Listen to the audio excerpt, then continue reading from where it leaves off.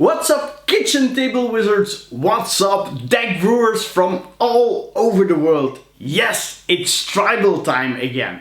And today I'm going to talk about elves. Of course, I'm here as always with my magical intern Tanya. And Tanya, I was thinking to talk about elves, we need to set the setting a little bit. So, could you transport me into a magical forest? Yes, much better. Maybe add some magical music. Whoa. This is a little bit too happy. I need something more gloomy. Put me in a gloomy forest with some suspense music. Ah, perfect. Now we're ready to go.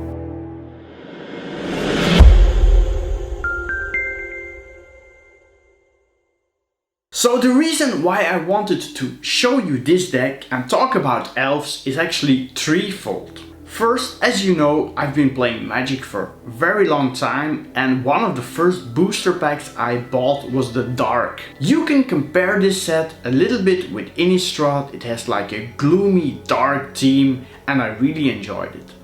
And in this set was a card named Elves of Deep Shadow. Now, I don't have the card anymore because I sold it a few years ago, but I did got this version. Let me try to show it to you. I hope you can see it. It has some brilliant art from Jesper Meersvos, and he was also the art director back in the day. Oh, a small thing, you know the card It, Maze of It, it's a wizard in Magic. Well, it was actually his nickname that he used for it, and now he says I will not be able to use the nickname again because everyone thinks it's It from Magic the Gathering. So this was a small side note. I'm going to talk about the second reason why I want to do this deck, and this is because of a card from JUMPSTART called Allosaurus Shepherd. Now, I know what you're going to say, Bram, you're doing budget casual things. This card is costing 50 euros. Well, let's hope it goes down, and if it doesn't go down, we just move it out of the deck, replace it in the maybe board at the end of the video. Don't worry about it, but I just wanted to put it in to try it out. Ah yes, third reason I want to talk elves.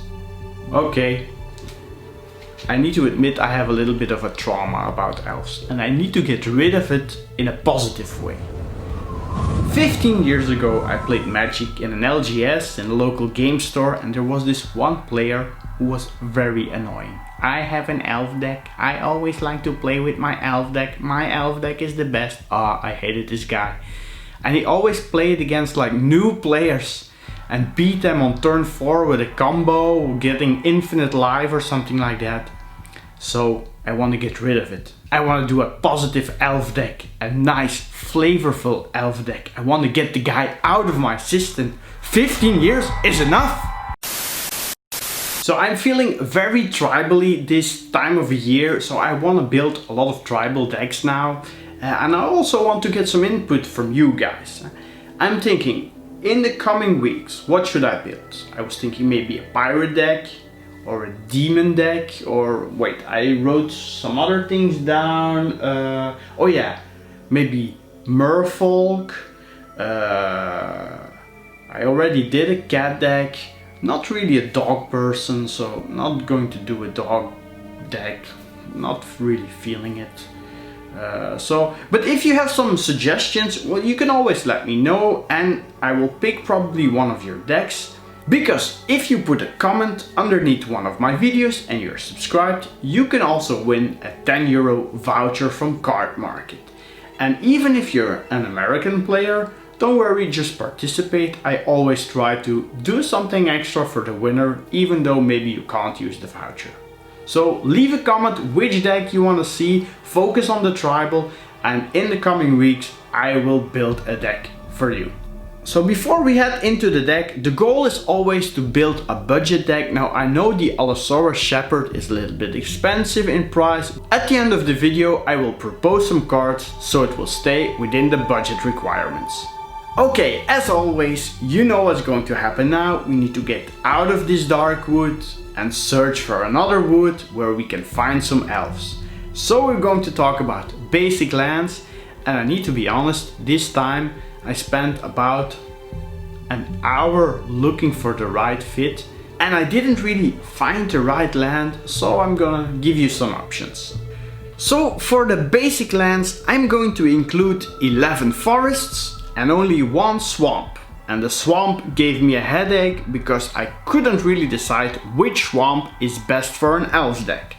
For the forest, it was simple for me. This art from Noah Bradley is definitely in my top 10 of forests of all time. I just love how there is a mysterious light behind this big tree and the waterfalls. It's really a mysterious, mythical forest. So this needs to go in for sure. And then the question starts, what do we do for the swamp? There are some options. Larry Elmore made this really cool swamp for Magic the 7th edition. This card in foil is also worth a lot of money. And of course, Elena Danner has also this really cool swamp. And I think it's perfect for the deck because you can also see the forest in the background. Now there's the third option, which I really like, and it's not really a popular art, as it is in a small unset. This swamp from Mike Birek is really cool. It reminds me of Throne of Eldraine. You can see the little gloomy lights in the forest, and I think it's also a perfect candidate to be the swamp in this deck. Then of course I included some dual lands. We're not going to play a lot of black, but it's good to have a jungle hollow, a woodland cemetery and a Guildleaf Palace in the deck. Unclaimed territory is also good because I play a lot of creatures. And when I mean a lot of creatures, you're going to notice I mean a lot of creatures. So Unclaimed Territory is a great land to give me mana, whatever mana I need for my creatures. I also included a castle for the elves to live in and a Wirewood Lodge that helps me untap target elf, which could be useful for my mana ramp. Okay, now let's talk about the creatures, and I play 38 of them. It's probably the most amount of creatures I've ever put in a deck.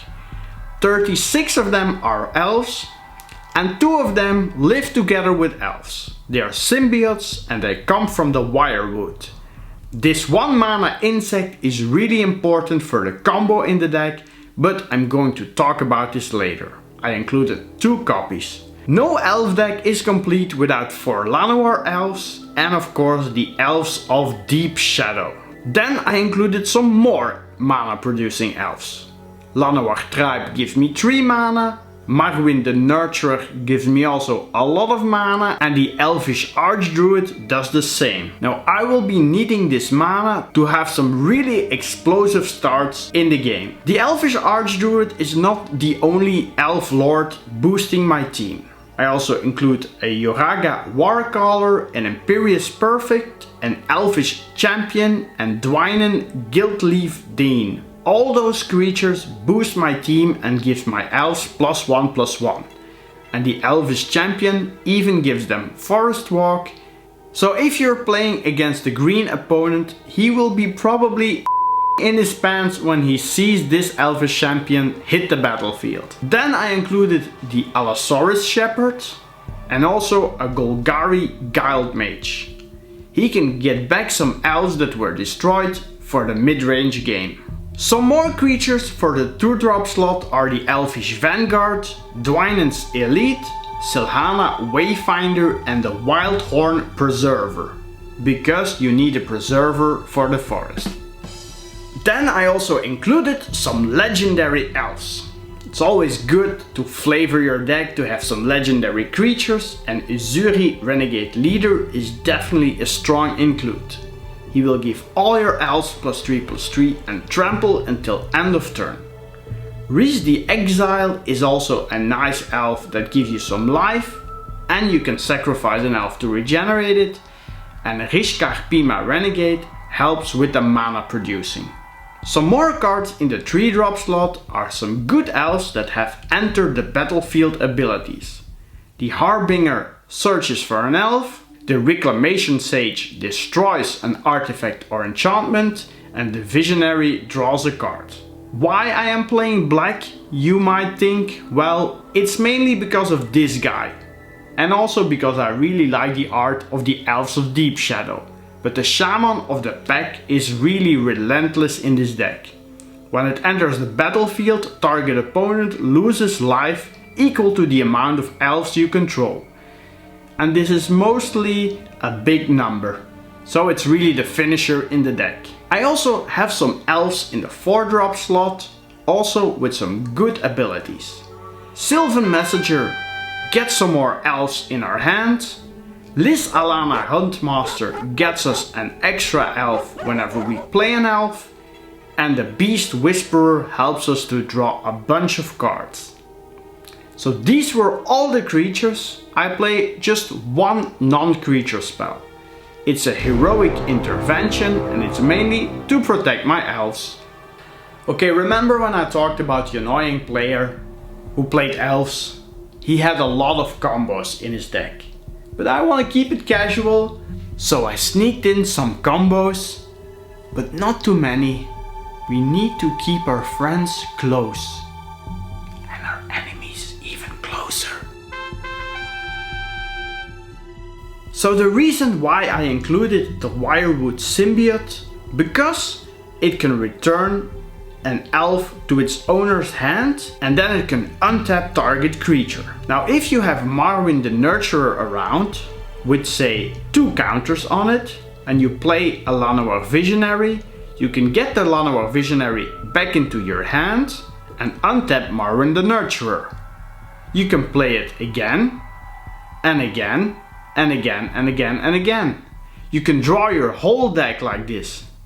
And it works also great with the following 2 cards, Liz Alana the Huntmaster and Beast Whisperer. And of course, it works awesome with the Shaman of the pack.